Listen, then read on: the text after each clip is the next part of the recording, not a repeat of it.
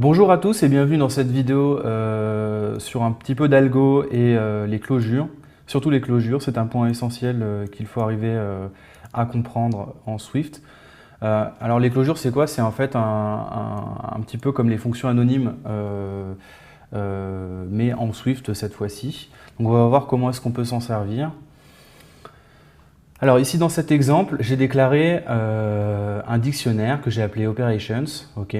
Donc c'est ce que vous auriez pu utiliser par exemple pour la journée précédente sur la calculatrice. Donc je vous rappelle vite fait les dictionnaires, il y a une clé et une valeur, d'accord, séparées par les deux points. Donc là en clé j'ai entré une string, donc ça va être le nom de notre opérateur. Et ici, j'ai défini une fonction. Donc là, c'est le type en fait d'une fonction. D'accord? Donc cette fonction prend deux int en paramètres et renvoie un int. Ok? Pas très compliqué du tout.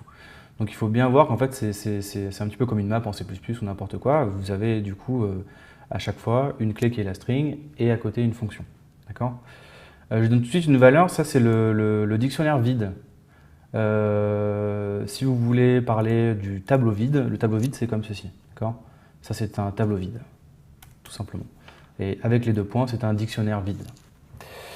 Ok, donc nous avons notre dictionnaire d'opérations. Je vais créer une fonction ici que j'appelle add, ok, qui prend un int, enfin deux int et qui renvoie un int, qui va simplement renvoyer l'addition des deux. D'accord, c'est très simple. Donc une méthode pour ajouter quelque chose, pour ajouter une entrée à notre dictionnaire d'opérations, c'est bien sûr de faire opération, d'ouvrir les crochets, donc pour la string plus par exemple, lui dire que c'est égal à add, d'accord, qui add est cette fonction-là, d'accord. Si je veux maintenant utiliser cette fonction add, ce que je peux faire, c'est récupérer ce qu'il y a dans la clé plus, ok. Quand je fais ça avec cet opérateur-là, bien sûr, il va nous renvoyer en réalité un optionnel. Parce qu'il faut bien comprendre que peut-être que plus n'est pas une clé qui est rentrée à l'intérieur de operations. Donc moi je suis sûr et certain qu'il y a, cette entrée, donc je l'unwrap. Vous l'avez vu avec les optionnels, on unwrap avec le point d'exclamation. Et bien sûr, vu que tout ça c'est une fonction, je vais pouvoir lui passer des paramètres. Je lui passe les paramètres 2 et 3, il me renvoie 5. Ok? Rien de très compliqué. Alors il faut faire attention ici, parce que comme je vous l'ai dit, en fait, le point d'exclamation va forcer l'unwrap de l'optionnel. Donc si la valeur plus n'est pas rentrée, je vais crash. D'accord? Si ici je mets moins par exemple, l'opérateur que je n'ai pas rentré, erreur directe. D'accord? Parce que ça n'existe pas.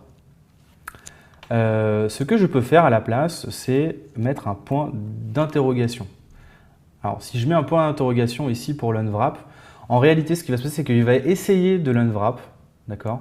Mais si ça ne marche pas, il va renvoyer nil, d'accord? Toute la ligne, ici, je pourrais très bien chaîner, je ne sais pas, peut-être que peut-être que ça pourrait me renvoyer un int optionnel, par exemple, et je pourrais toujours chaîner en disant, bah ok, si j'ai bien un int optionnel, je peux toujours l'unwrapper ou alors faire ce que je veux avec, d'accord? C'est très important de comprendre ça. Généralement, vous allez plutôt utiliser le point d'interrogation, c'est plus safe, d'accord? Mais ça vous renvoie par contre un optionnel. Il faut bien le comprendre.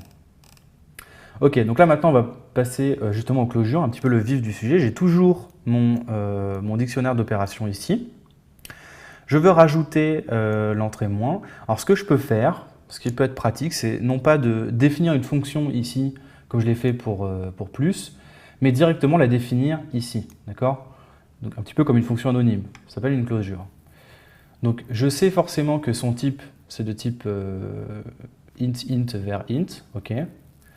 Et donc la closure, ça se définit comme ça, on ouvre les brackets, à l'intérieur on va donner tous les paramètres, d'accord? La flèche de retour comme pour une fonction ou une méthode, le mot-clé in, d'accord? Et à l'intérieur tout le code, avec un return, ici. D'accord? Donc rien de bien compliqué ici. Mais il s'avère que c'est un petit peu lourd quand même comme notation. Donc ce qui est possible de faire avec l'inférence des types, c'est en réalité de supprimer cette ligne ici. Pourquoi? Parce qu'en fait, il sait très bien qu'à l'intérieur d'un dictionnaire d'operations comme ça, il s'attend à avoir cette fonction-là. Donc il sait de quel type on parle. Donc on n'est pas obligé de rajouter cette ligne-là. Le problème, c'est que si je l'enlève, je ne vais plus avoir de nommage pour mes paramètres. D'accord? Mais il fournit en réalité un nom de paramètres par défaut, qui est $0 pour le premier paramètre, $1 pour le deuxième paramètre, $3 pour le troisième paramètre, $4 pour le quatrième paramètre, ainsi de suite. D'accord? Du coup, on va pouvoir réduire notre code de closure à simplement un return. Ici, pour l'opération multipliée, qui sera juste la multiplication du premier paramètre et du deuxième paramètre. D'accord? Alors, c'est encore un peu trop lourd, donc le return, en réalité, en fait, on peut l'enlever. Hein. Parce que quand on sait qu'on a juste une expression à renvoyer, Swift est capable de comprendre qu'on a seulement besoin de cette expression-là. D'accord? Alors, tout ceci, c'est la même chose. Hein. Tout ceci, ce sont des closures, il n'y a aucun problème là-dessus, c'est juste différentes notations qui sont généralement de plus en plus simples. Donc vous allez plutôt préférer celle-ci, parce qu'elle est quand même plus simple à écrire et éventuellement aussi plus lisible. Tout dépend en réalité si vous avez beaucoup de code à faire. Là, c'est juste une expression que vous allez renvoyer, donc c'est assez simple. Dans vos closures, bien sûr, vous pouvez avoir beaucoup plus qu'un return. Hein. Ici, vous pouvez bien sûr déclarer des variables et tout ce que vous voulez. Il n'y a pas de problème. Une autre manière de faire aurait été de dire simplement que je vais binder à la string plus, carrément l'opérateur plus. En fait, là, je parle bien de l'opérateur plus. Juste en mettant les parenthèses autour, je fais bien référence à cet opérateur qui additionne pas seulement des entiers, des doubles, n'importe quoi en fait. Hein.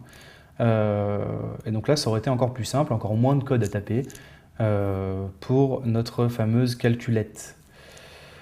Voilà, on a fait le tour à peu près des closures. J'espère que c'est pas trop compliqué pour vous. Il faut juste voir que c'est des fonctions anonymes. Vous en aurez besoin dans les prochaines journées. Je vous remercie et à tout de suite pour la prochaine vidéo.